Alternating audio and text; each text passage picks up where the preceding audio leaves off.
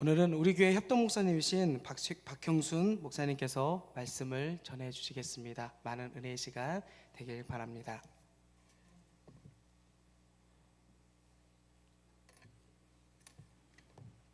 오늘 우리 찬양대 찬양 감사드립니다. 그리고 앞에 나와서 우리 찬양 인도하시는 우리 사역자들 항상 감사드리고요. 그리고 오늘 그 트럼펫 연주하신 분 여기 계신가요? 박정현 형제님 맞죠? 네. 정말 멋있었습니다. 우리 구약 성경에 제일 많이 나오는 게 나팔 아닙니까? 가장 예배에 어울리는 악기 중에 하나입니다. 자, 이제 우리 메리 크리스마스. 성탄절이 4달밖에 안 남았어요. 제가 이제 이렇게 표정을 보니까 이거 삼복더위에 웬 성탄절 메시지? 어리둥절해 하시는 분들이 없지 않아 계셨어요. 근데 이제 제가 여러분들에게 이제 말씀을 이게 드릴 때 잘 들어보시면 그게 아니구나. 말씀 시작하기 전에 제가 이 단위에 소개돼서 참 죄송합니다. 여기 담임 목사님이 쓰셔야 되는데 오늘 광고 1부에서는 광고를 안 해가지고 담임 목사님이 휴가 가신 걸 몰랐어요. 그래서 제가 여기 앉아 있는데 들어오시면서 그냥 전부 이렇게 갑자기 주춤하고 여기를 보시더라고요. 아까 1부에서도 말씀드렸습니다만은 들어오시면서 우리 목사님이 일주일 사이에 팍상 늙었네. 아마 그렇게 생각하실지도 모르겠지만은 우리 목사님들, 사역자들은 참 이렇게 영적인 투쟁과 사역을 하시는 분들이기 때문에 꼭 휴가를 보내주셔야 돼요. 그리고 잘 쉬실 수 있도록 부담을 주시면 안 됩니다. 아시겠죠? 네, 아멘. 자, 오늘 누가복음의 본문 봉독을 이제 들으면서 왜 의아해하셨을까? 대부분의 우리 선거님들이 이 말씀은 12월 25일 날만 봐야 되는 말씀인데 그런 선입관이 있거든요. 근데 아니오시다예요.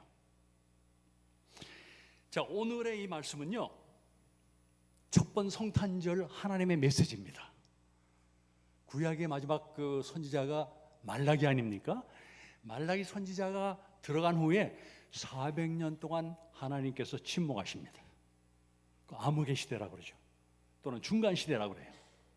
400년 동안 침묵하시던 하나님께서 어느 날 밤에 유대 땅 베들레헴에 아기 예수가 탄생하시는 그 밤에 천군 천사를 통해서 하늘에 메시지를 주시는 거예요. 이게 오늘 본문의 말씀이에요. 여러분들 청와대에서 중대 발표를 하겠습니다. 아니면 대통령의 특별 담화가 있겠습니다. 그러면 여러분들 얼마나 긴장하세요? 이것도 뭐 나라에 무슨 일이 생겼나? 다 이렇게 기대하고 기다리시잖아요.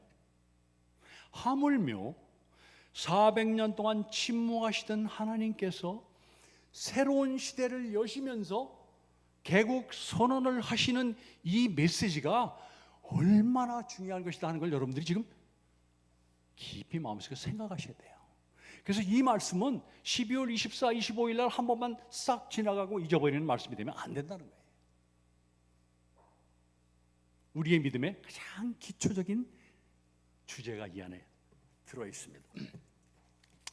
자, 그러면 우리가 이 주제를 이해하기 위해서는요, 우리가 먼저 유대인들의 인사말을 조금 먼저 생각하고 들어갈 필요가 있습니다.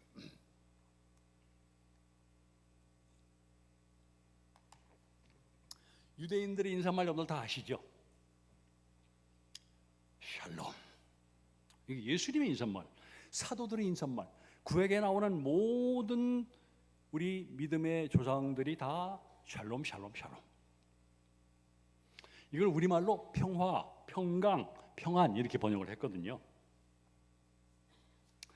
자, 근데 모든 나라의 인사말 속에는 그 나라의 역사와 그 나라의 시대적인 정신이 들어 있습니다. 서양 사람들 인사는 다 기후와 관련된 거잖아요. 굿모닝, 구텐타그, 봉주루, 그다음에 또 부에노스 디아스.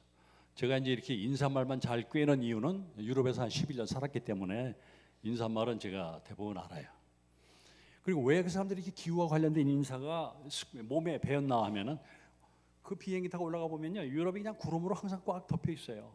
항상 흐리고 부슬비, 안개비 오고, 그러니까 항상 여름에도 코트 들고 우산 들고 다니잖아요. 자, 우리나라에서 지금은 안 그럽니다만 지금도 여러분들 그런 인사 하시나 모르겠어요. 식사하셨습니까? 점심 안 굶으셨어요? 그런 인사 하시는 분 안 계시죠? 근데 그게 우리가 어렵게 살 때 그렇게 다 나온 인사말이에요. 6.25 때 우리나라가 세계에서 두 번째로 잘 사는 나라가 아니고 가난한 나라였거든요. 지금 어떻습니까? 세계 6대 무역국이에요. G11, G20에 나가는 선진국입니다. 이게 다 하나님의 은혜예요. 정치인들을 주님이 도구로 쓰셔서 우리나라의 선교사들을 통해서 받아들인 이 복음의 열정을, 우리 한국교회 열정을 보시고 하나님께서 인도하신 거예요. 이 새끼 손가락 손톱만한 나라가 뭐가 잘나서, 뭐가 이렇게 능력이 지혜가 뛰어나서 이렇게 선진국이 되었겠습니까? 저는 주님의 은혜라고 생각합니다. 아멘. 자, 그렇기 때문에 이 유대인들의 샬롬이라고 하는 인사말도 엄청나게 중요한 의미가 그 속에 있다는 거예요. 자, 이 샬롬이라고 하는 단어는요, 성경에 356회가 나와요. 이 단어가. 여러분들이 어떤 책을 읽으시면서 계속 같은 단어가 356번 나면 어떻게 생각하세요? 이거 단어가 굉장히 중요한 거구나. 이 저자가 이 단어를 통해서 뭔가 우리에게 주고자 하는 메시지가 있구나. 그걸 아셔야 되는 거예요. 자, 이 샬롬의 유래를 우리가 알기 위해서 천지창조, 창세기 1장 2장으로 올라가겠습니다. 자, 하나님이 천지창조를 하실 때 세 가지의 인간 관계가 시작됩니다. 첫째는 하나님이 인간을 창조하심으로 하나님과 인간의 수직적인 관계가 드디어 시작되는 거예요. 그 다음에 하나님이 아담에게 하와를 창조하심으로 인간과 인간의 수평적인 관계가 시작이 되는 거예요. 하나님이 천지를 창조하심으로 하나님, 인간과 자연, 인간과 물질의 관계가 시작되는 겁니다. 인류의 역사와 문화는 모두 이 세 가지 관계 속에서 이루어지는 거예요. 그러니까 이 관계가 아주 중요하거든요. 이 관계가 평화로워야 돼요. 에덴 동산은 이 세 가지 관계가 모두 평화의 관계였습니다. 샬롬의 관계였어요. 그런데 여러분 아시듯이 어느 날 대형 사고가 일어나지 않습니까? 아담과 하와가 하나님이 금하신 선악과를 먹고 추방되는 사건이 일어납니다. 자, 여러분 아시듯이 추방과 더불어 이 모든 세 가지 인간 관계가 다 평화가 깨진 거예요. 하나님 인간을 저주하시고 인간이 하나님을 무서워서 숨어 다니죠. 두려워하죠. 아담의 집안에 큰 아들이 작은 아들을 죽이는 살인 사건, 인류 최초의 살인 사건이 일어나죠. 인간이 욕심과 탐욕을 가지고 이웃 또는 자연을 갈취하는 그러한 역사가 시작되겠습니다. 이것이 바로 하나님의 세 가지 관계 속에 있는 하나님의 샬롬이 사라졌기 때문에 일어난 그러한 결과입니다. 구약 성경을 보시면은 이스라엘 역사가 얼마나 고난과 고통의 연속입니까? 이집트에 몇백 년 동안 노예 생활을 해왔고, 그 다음에 가나안으로 돌아와서도 얼마나 어려운 삶을 지냈습니까? 그리고 마지막에 바빌론에 결국은 멸망당하는 그런 수모를 겪게 되죠. 시편 기자는 그들의 고통을 이렇게 얘기합니다. 여호와여, 내가 고통 중에 있사오니 내게 은혜를 베푸소서.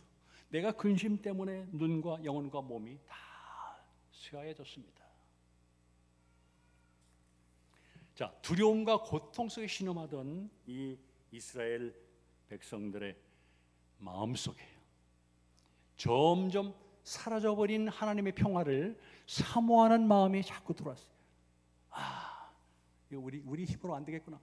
하나님의 그 평화, 하나님의 영광이 우리 안에 들어와야 우리가 다시 평화의 삶을 살 수가 있겠구나. 그런 간절한 염원이 그들의 마음속에 들어가서 그것이 입으로 나오기 시작했습니다. 그것이 샬롬이라고 하는 인사말이에요.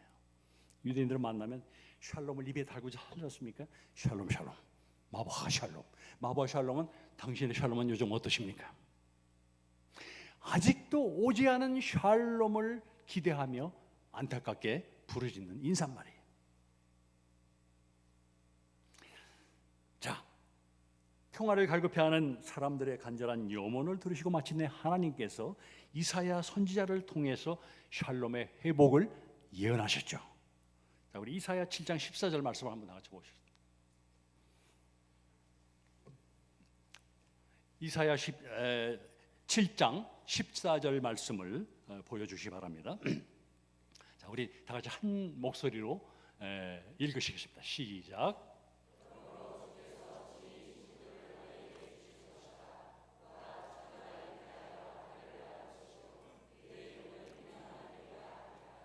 하나님이 약속하신 샬롬의 회복은 누구를 통해 옵니까? 임마누엘. 예수님의 첫 번째 별명이에요. 임마누엘. 이 안에 예수님의 정체성이 들어 있습니다. 자, 이사야를 통해 예언하신 후에 700년 후에 그 샬롬의 예언이 실현되는 거예요. 이루어지는 거예요. 그것이 바로 오늘 유대 땅 베들레헴에 발생한 그 메시아 탄생 사건입니다. 오늘 누가복음 2장의 본문의 말씀이 바로 그 사건인 거예요. 이 본문의 말씀을 한번 화면에 우리가 같이 보겠습니다.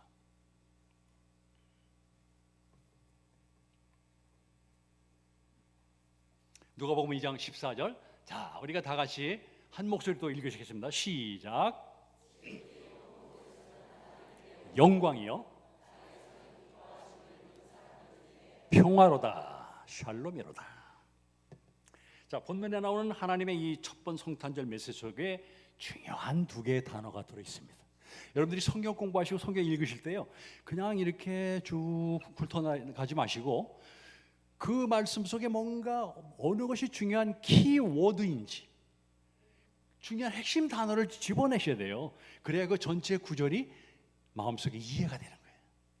이 첫 번 성탄절 메시지의 두 가지 핵심 단어는 영광과 평화입니다. 자, 그러면 그 첫 번 성탄절의 핵심 메시지의 목적을 한번 우리가 화면에서 보겠습니다. 자, 첫 번째는 예수님의 탄생은 하나님의 영광을 회복하시고 하나님의 영광을 드러내시기 위한 목적이 첫 번째예요. 이 영광이라고 하는 단어는 역시 성경에 419회가 나와요. 엄청나게 많이 나와요. 그만큼 중요한 거예요. 천지 창조의 제1 목적이 뭔지 여러분들 한번 아십니까? 우리가 그 오후 예배에 소교리 문답 다 공부하시죠? 오후 예배 우리 목사님하고 담임 목사님, 그 소교리 문답의 1번 질문이 뭡니까? 사람의 제1 목적이 무엇입니까? 하나님이 천지와 인간을 창조하신 제1 목적이 무엇입니까? 영광을 받으시기 위한 거예요. 영화를 받으시기 위한 거예요. 찬양을 받으시기 위해요. 우리 믿는 분들이 이걸 알아야 됩니다. 우리의 믿음의 궁극적인 목적이 뭐예요? 하나님께 영광 돌리기 위한 거예요. 내 비즈니스 잘 되고 우리 가정이 복받고 우리 교회가 복받고 우리 모든 사회가 복받고 다 좋습니다. 그러나 궁극적인 목적은 뭡니까? 하나님의 영광을 드러내시기 위한 거예요. 여러분들 기도하실 때 뭐 기도가 잘 안 풀리면 끝에 이런 말씀을 보태시면 돼요. 하나님의 영광을 위하여. 이게 영어로 매직 워드입니다. 기도가 안 풀릴 때 그 말씀 하시면 하나님이 아주 좋아하시거든요. 제가 뭐 이렇게 부자 되게 해달라고, 제가 건강하게 해달라고 기도하는 게 뭐 저만 잘 되려고 하는 겁니까? 주님이 성경 말씀에 얘기하셨잖아요. 하나님의 영광을 위해 우리를 창조하셨다고. 하나님의 영광을 위해서 저에게 축복 내려주세요. 하나님의 영광을 위해서 제가 좀 취직도 빨리 하게 해주세요. 제가 1000개를 누설했습니다 지금.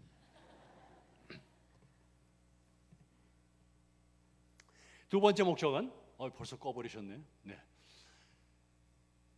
메시아 탄생의 두 번째 목적은 샬롬 시대의 개막을 선포하는 것입니다.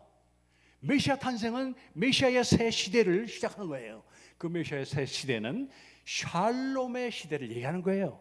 예수님은 샬롬의 왕으로 오셨습니다. 자, 제가 이제 계속해서 밑도 끝도 없이 샬롬 샬롬 샬롬 하니까 이제 여러분들 마음속에 그럼 샬롬이 도대체 뭐예요? 조금 이따 말씀드릴게요. 자, 하나님의 영광과 샬롬은 같이 갑니다. 하나님의 영광이 충만한 곳에 하나님의 샬롬이 항상 충만할 수밖에 없어요. 하나님의 샬롬이 충만하는 곳에 하나님의 영광이 존재하는 거예요. 이걸 알아야 우리가 하나님의 영광과 샬롬을 위해 살 수 있는 거예요. 세례 요한이 광야에서 하나님의 나라가 가까웠다 하고 외쳤지 않습니까? 그게 바로 하나님의 나라는, 이제 하나님의 나라는 메시아 샬롬의 왕이 시작하시는 하나님의 영광과 샬롬이 회복되는 나라를 하나님의 나라라고 하는 것입니다. 그러므로 우리 성도들이 샬롬의 왕을 믿는 샬롬의 성도들이잖아요. 근데 우리가 샬롬을 모르고 우리가 예수님을 올바로 믿을 수가 없어요. 우리가 예수님을, 하나님을 올바로 기쁘시게 할 수가 없는 거예요. 자, 그러면 이제 샬롬이 무엇인가 이제 본론으로 들어가겠습니다. 샬롬의 첫 번째인 대표적인 뜻은 평화라고 말씀드렸죠. 평화, 평강 또는 평안. 우리 교회 보니까 김평강 전사님 그 찬양 인도하시더라고요.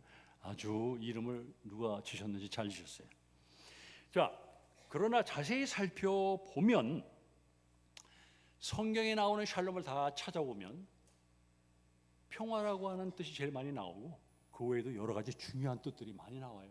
근데 우리는 그걸 무시하고 지금까지 신앙생활을 했다고도 볼 수 있습니다. 물론 아시는 분도 많이 계시겠지만.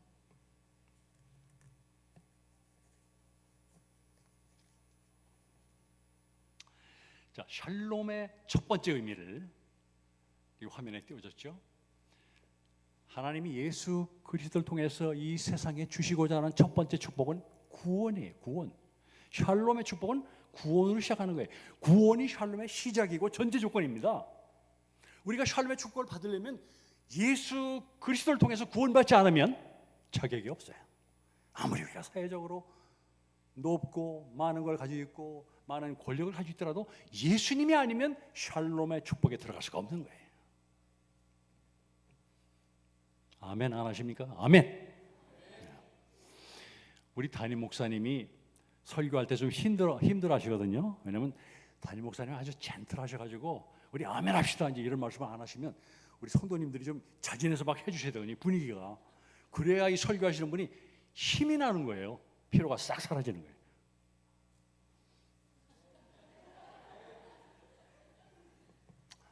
자, 그 말씀을 한번 보여주세요. 다 같이 한번 읽어보실까요? 시작.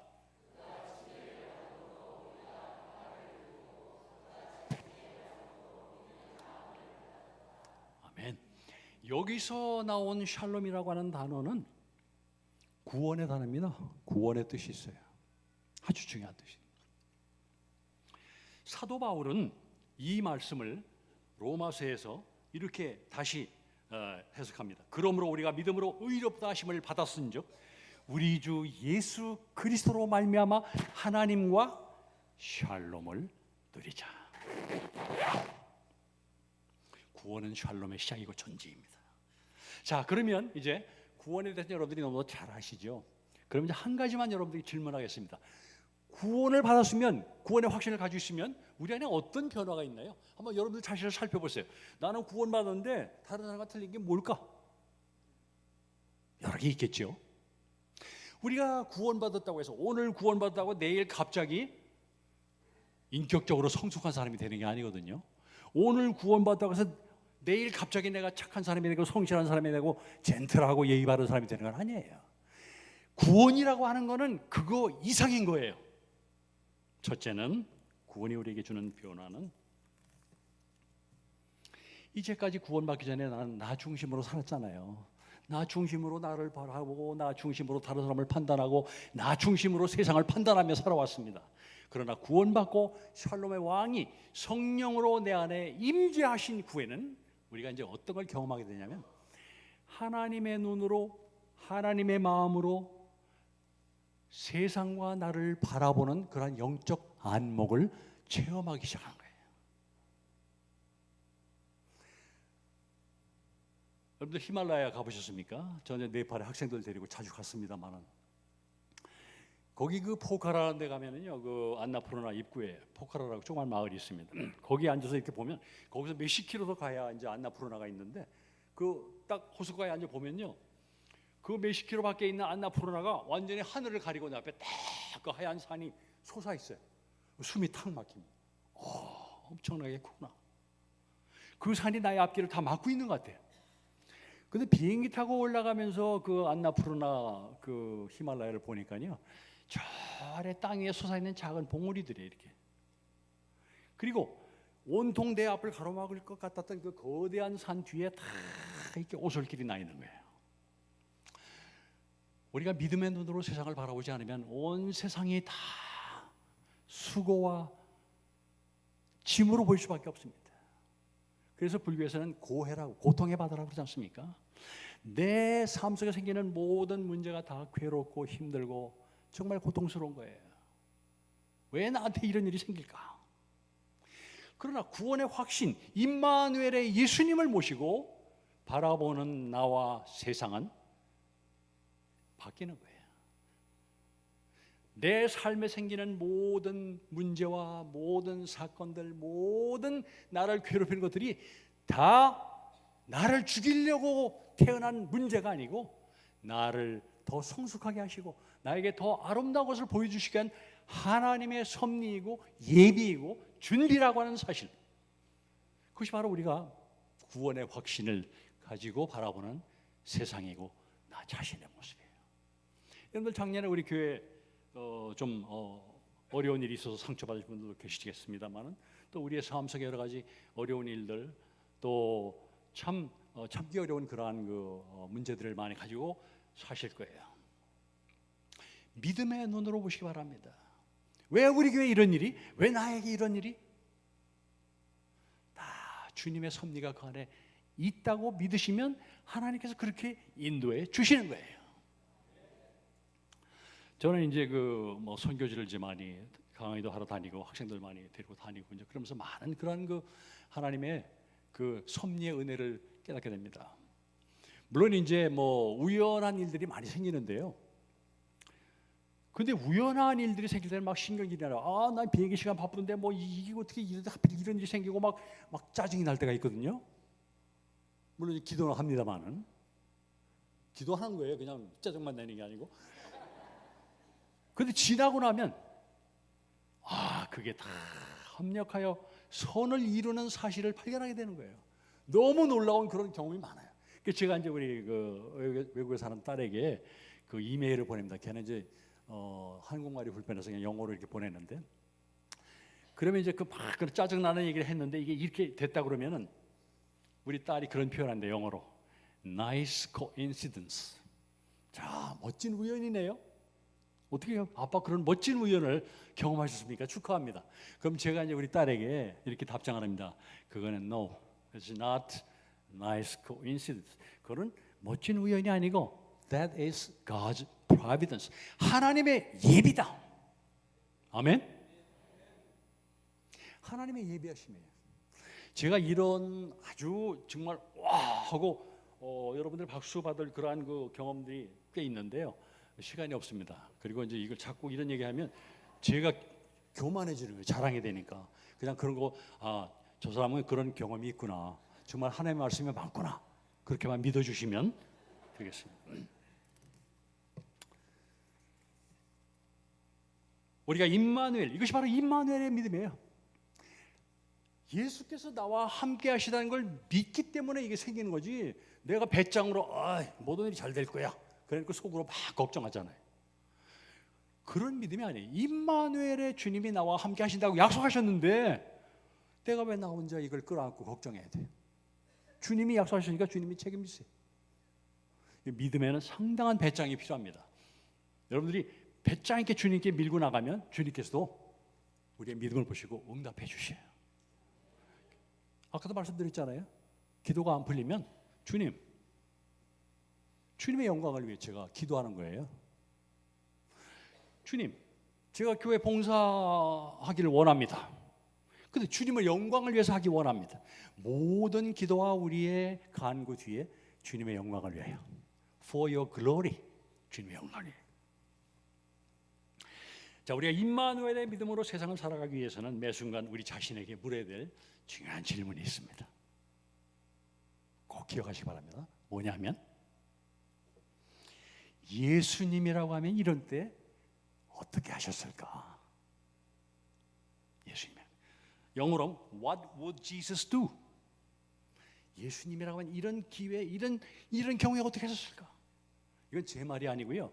미국의 찰스 쉘던이라고 하는 목사님이 이런 제목으로 소설을 쓰셨어요. 자기의 목회 경험과 상담한 경험들을 가지고 In His Steps. 아마 우리말로는 예수님이라면 어떻게 하실까? 이런 제목으로 번역이 되지 않았나 생각합니다. 꼭 한번 읽어보세요. 미국에서 최고의 베스트셀러가 됐습니다. 이분이 교회에서 그런 설교를 계속했습니다. 여러분, 기도할 때 여러분이 어려운 상황에 처했을 때 뭔가 중요한 결정을 해야 될 때 먼저 물어볼 질문이 있습니다. 이런 경우에 예수님은 어떻게 하셨을까요? 그러면 내 안에 계신 성령께서 묵상을 통해서 나에게 그 길을 열어주시고 눈을 열어주시고 해결 방법을 보여주시는 것을 체험할 것입니다. 그러한 이제 캠페인을 벌인 겁니다. 그 교인들에게. 근데 그 교인들이 모두 그 사회에 나가서 다 중요한 직책을 가지고 있는 분들이 다 그러한 믿음을 가지고 이럴 때 예수님은 어떻게 하시지? 이건 안 해야 되겠다. 이거 스톱. 이거 시작해야 되겠다. 이거 고쳐야 되겠다. 이러한 변화가, 놀라운 변화가 그 도시에 일어나게 된 거예요. 우리 한국에도, 우리 신갈 중앙교회에도, 여러분들 가정에도 그러한 변화가 일어날 수 있음을 믿으시기 바랍니다. 이럴 때 예수님이 어떻게 하실까? 구원의 축복은 하나님의 위대하신 축복이며 동시에 우리에게 허락하신 위대한 사명입니다. 땅끝까지 나아가 주님의 증인이 되라고 했잖아요. 우리 교회가 구원의 축복을 받았으면 이 구원을 이웃과 함께 나누는 구원의 방주의 사명을 또 잘 감당해야 됩니다. 자, 두 번째 의미, 샬롬의 두 번째 의미는 내적 평안과 건강이에요. 자, 우리 시편 4편 8편 한번 보실까요? 우리 한 목소리 읽겠습니다. 시작.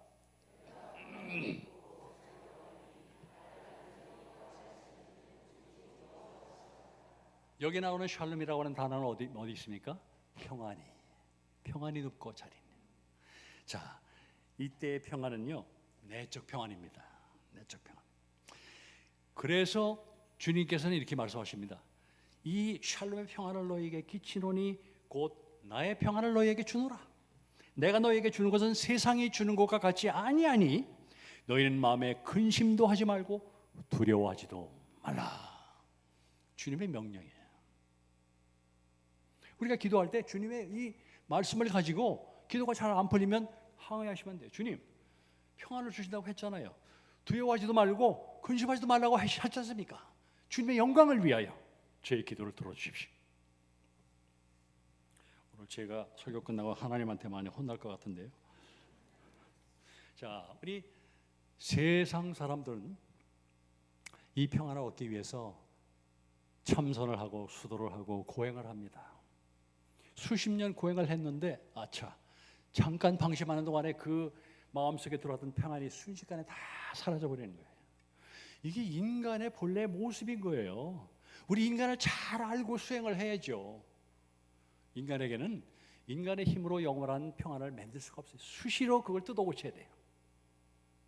오직 샬롬의 왕, 평강의 왕 예수 그리스도를 통해서 우리가 구원을 받을 때만 우리에게 영원한 흔들지 않은 내적 평안이 오는 것입니다. 우리가 물론 내적 평안이 있어도 어려운 일 당하고 뭐 문제 생기면 괜히 마음이 두근두근하고 신경질 나고 뭐 피곤하잖아요. 그 인간이기 때문에 우리 겉에 그런 반응이 나오는 건 다 우리 몸에서 신경이 이렇게 만들어 주는 거예요. 그게 그런 반응이 없으면 우리 신경이 문제가 있는 거거든요. 그러니까 아무 이상 없는 거예요, 그거는.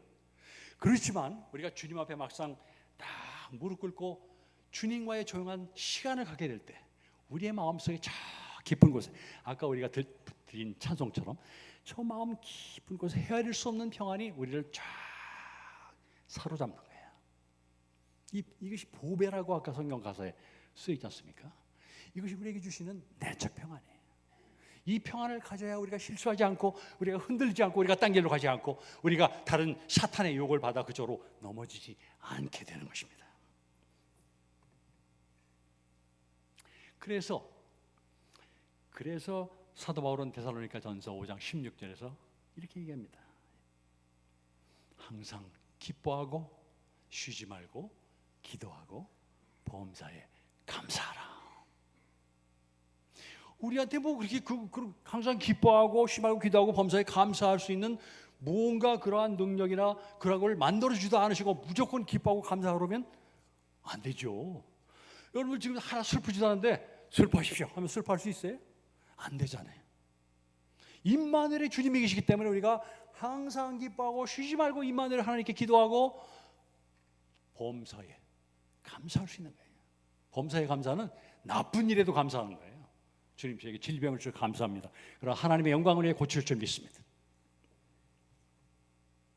자, 이 성경 말씀에 쓰여 있는 평안이라고 하는 단어를 여러분 잘 기억하시고, 자 이제 내적 평안 후에 무엇가 어떤 변화가 올까요? 샬롬의 축복. 그다음 축복을 한번 보십시다.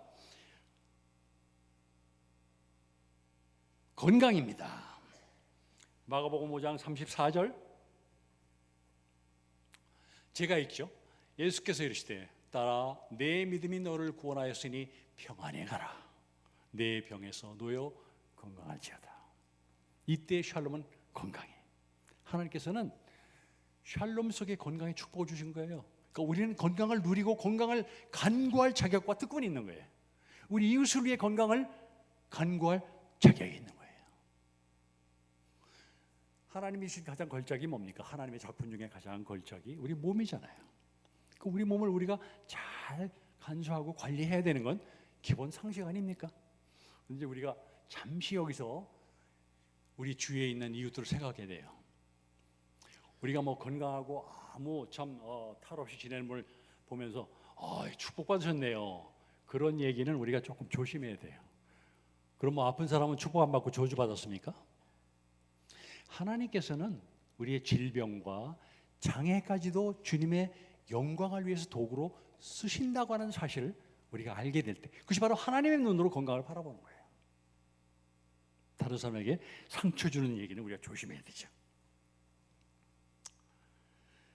그러므로 성도들은 하나님의 영광을 위하여 건강히 사시기 바랍니다. 이 샬롬의 내적 평안과 건강도 우리가 이웃과 함께 나눠야 될 샬롬의 사명이에요. 선교사들이 어딜 가든지 학교를 세우고 교회를 세우고 그 다음에 병원을 세워요. 병원. 자, 세 번째 의미를 우리가 다시 보겠습니다. 자, 샬롬의 세 번째 의미는요, 번영과 복지입니다. 번영과 복지. 이사야 48장 말씀을 한번 우리 다 같이 읽어보실까요? 자, 우리 함께 읽겠습니다. 시작.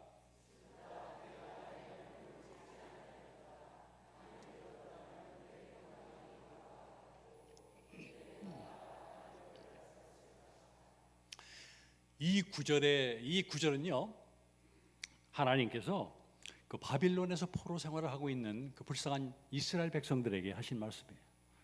너희들이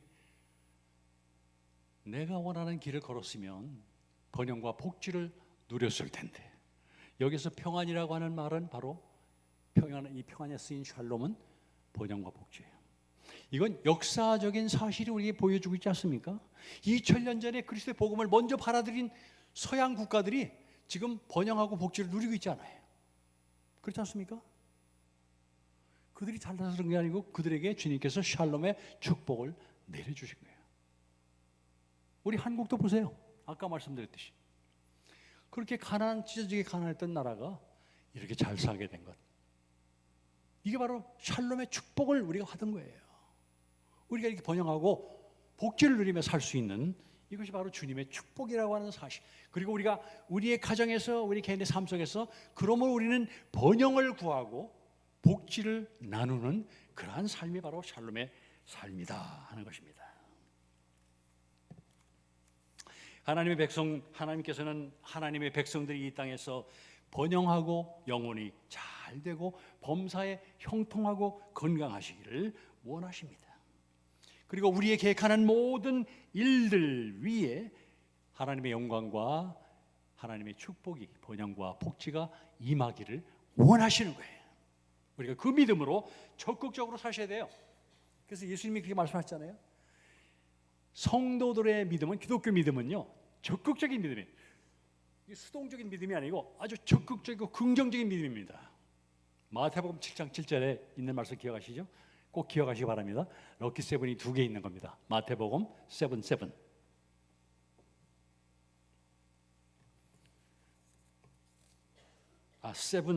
세븐에 이렇게 되어 있습니다. 구하라. 그리하면 너에게 주실 것이요. 찾으라. 그리하면 찾아낼 것이요. 문을 두드리라. 그리하면 너에게 열릴 것이다. 그냥 주여 이제 간구했으니까 알아서 해주세요. 나도 피곤합니다. 그게 아니에요. 간구했으면 열심히 간구했으면 내게 주실 것이라고 믿고 그 다음 단계가 뭡니까? 찾는 거예요. 집안에 동전을 잃어버렸으면 주님 제가 동전 잃어버렸거든요. 제 앞에 딱 갖다 주세요. 그렇게 기도합니까? 기도했으면 찾아야죠. 어디 떨어졌는지. 그리고 저 밑에 서랍 속에 들어있어요. 그럼 서랍이 열릴 때까지 두드려야 되잖아요. 두드리라. 열릴 때까지 두드리라. 그러면 열릴 것이다. 이게 적극적인 믿음이에요. 영어로 ask, seek, 그다음에 끝에가 knock. 그래서 저는 이 첫머리 글자만 따가지고 ASK. 마가복음 7장 7절 ASK 이렇게 기억하시면 돼요. 어려운 일이 있을 때 ASK지. 자, 그 다음 샬롬의 뜻이 복지입니다. welfare. 샬롬의 번영은 복지와 함께 가는 거예요. 주님께서 우리에게 샬롬의 축복, 번영의 축복을 주셨을 때에는 우리가 그 번영만 나 혼자 누리고 즐거워 하나님 나를 이렇게 축복해 주셨네. 아유 뭐 평안하고 좋아. 그게 아니죠. 우리에게 주신 그 샬롬의 번영을 이웃과 함께 나누는 것이 바로 복지예요. 우리 예수님이 마태복음에 아주 중요한 말씀하시죠. 세상에 끝날 내가 심판할 텐데 심판의 기준을 내가 알려주겠다. 여러분 궁금하지 않으세요? 세상 끝날 예수님이 어떻게 심판하시지? 25장에 있습니다. 마태복음 25장. 너희 중에 지극히 작은 자, 이걸 옛날 성경에는 소자라고 번역했습니다. 소자. 지금은 지극히 작은 자라고 번역하고 있죠. 너희 중에 지극히 작은 소자 하나에게 한 것이 곧 예수님에게 한 것이고, 너희 중에 지극히 작은 소자 하나에게 외면하고 소자 하나에게 하지 아니한 것이 곧 나를 외면하고 나에게 하지 아니한 것이다. 이걸 저는 소자 사상이라고 이름을 줬습니다. 우리 예수님이 소자 사상이 바로 복지예요. 우리가 주신 모든 샬롬의 축복을 주님께서는 우리 이웃과 함께 나누기를 원하시. 그리스도인의 사명이고 교회의 사명, 기독교의 사명이에요.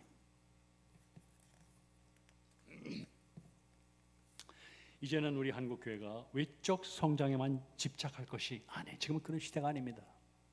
80년대 우리 교회들이 열심히 양적 성장을 위해서 노력을 했습니다. 그래서 교회가 사실 이만큼 왕성하게 성장한 거죠. 그러나 이제는 그 양적으로 풍성해진 이 인적 자원을 우리가 잘 말씀으로 훈련시키는 성숙한 교회가 돼야 돼요. 우리에게 받은 축복을 이웃과 나눌 수 있는 그런 성숙한 교회가 돼야 돼요. 자, 샬롬의 마지막 의미입니다. 뭘까요? 가장 대표적인 의미 중에 하나인 평화입니다. 평화. 마태복음 5장 9절 여러분들 다 잘 아시죠? 자, 마태복음 5장 9절 제가 자, 앞에 보이죠? 자, 우리 다 같이 한번 읽겠습니다. 시작.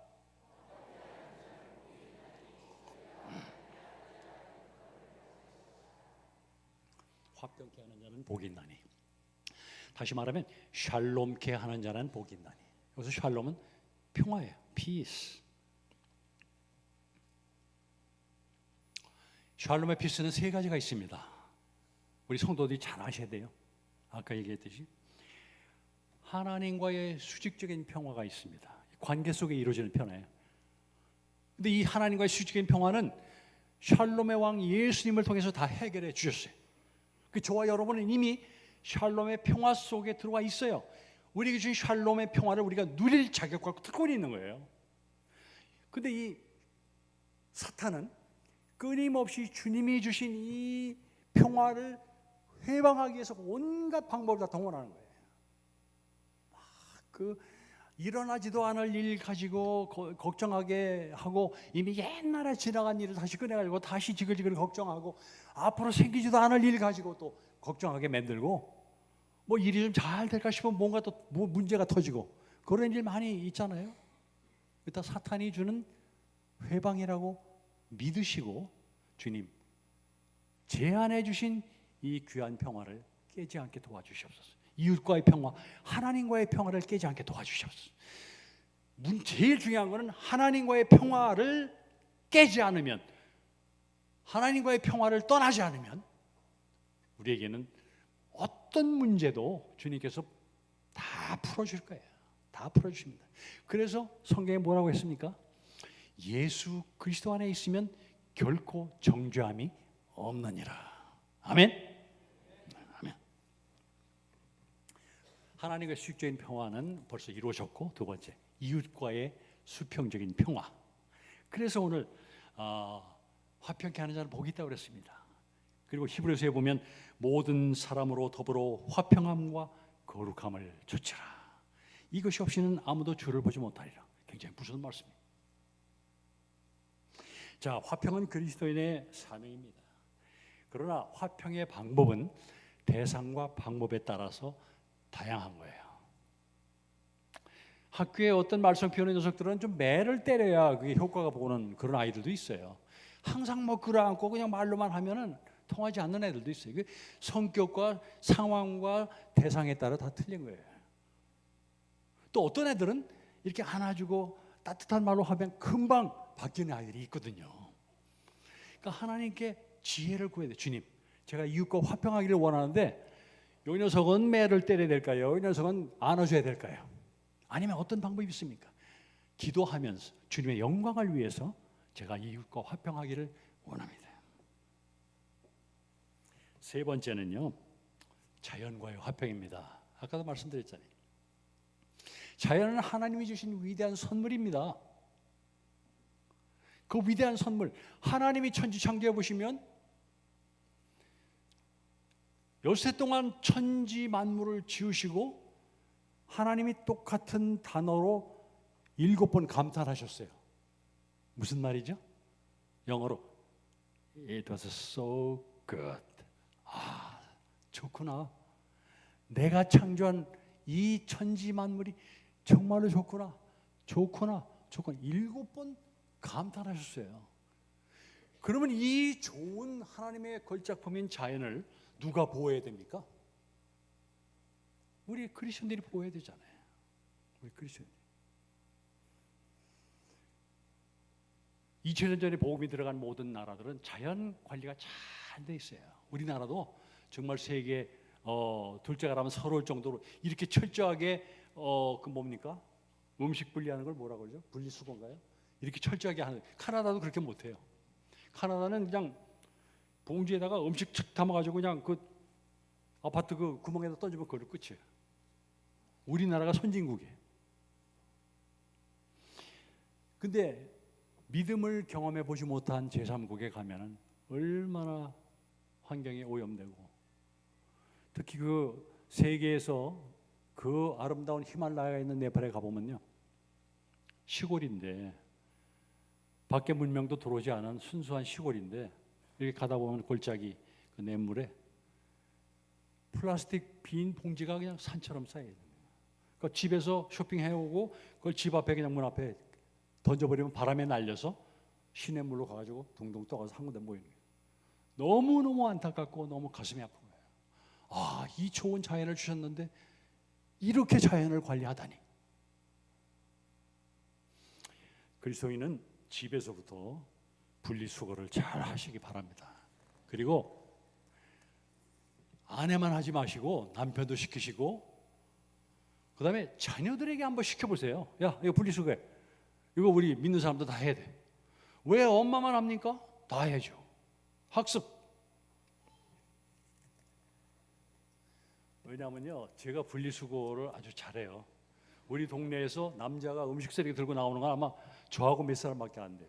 제가 실천을 하니까 이렇게 자신 있게 말씀을 드립니다. 자, 마지막, 교회는 그래서 샬롬의 공동체예요. 자, 이제 이제까지 드린 설교의 말씀을 다 잊어버려도 괜찮아요.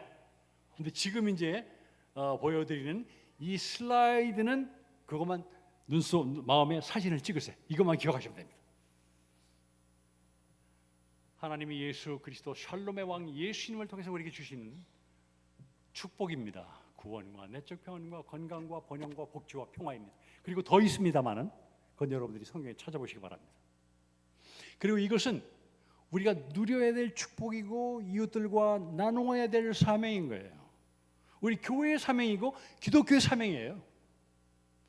교회가 맨날 예배당만 짓다가 이건 등하시면 하나님이 기뻐하시겠어요? 뭐 그렇다고 우리 신갈중앙교회가 예배당 진 걸 제가 탓하는 건 아닙니다. 우리는 이런 예배당이 필요했기 때문에. 그런데 교회는 몇 명 안 모이는데 큰 예배당 지려고 막 비치고 이러다가 저쪽 보라 쪽에 가니까 예배당 짓다가 건설회사가 망하고 교회도 돈이 없어가지고 그냥 빈 대로 이렇게 있는 그런 건물을 본 적이 있어요. 참 지나갈 때마다 마음이 아파요. 우리가 이 말씀을 잘 생각하시면서 이제 놀라우신 샬롬의 축복을 우리가 풍성히 누리시는 가정과 우리 신갈중앙교회가 되시기를 주님의 이름으로 축원합니다. 자, 이제 샬롬의 왕으로 오신 주님을 찬양하는 우리 복음성을 함께 부르시겠습니다. 예수는 우리의 왕.